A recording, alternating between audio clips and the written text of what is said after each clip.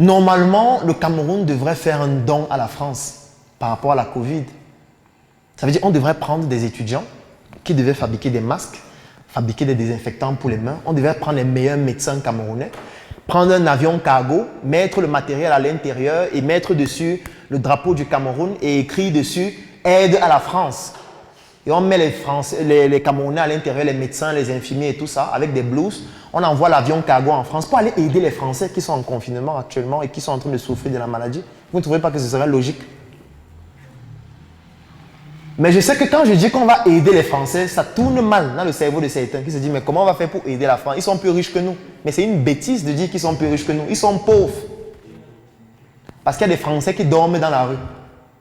Il y a des Américains qui n'ont rien à manger, qui dorment dans la rue. Et on devrait même les recruter pour les aider.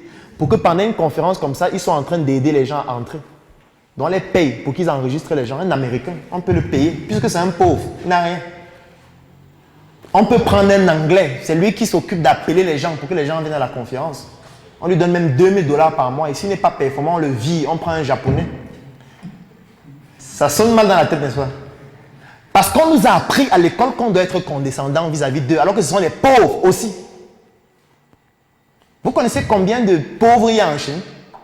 Le nombre de pauvres qu'il y a en Chine, ça dépasse la population de toute l'Afrique subsaharienne. Et le nombre de pauvres qu'il y a seulement en Chine, lorsqu'on prend la population des pays de l'Afrique subsaharienne, ça dépasse. C'est une aberration. Nous sommes riches. Mais le problème, c'est que nous avons des ressources qui ne sont pas transformées en richesse. Ces ressources commencent par notre cerveau qui est sous-exploité. Notre cerveau dont nous ne comprenons pas son fonctionnement, afin de comprendre comment l'exploiter pour tirer toutes les ressources de notre environnement et permettre à ces ressources de devenir la richesse.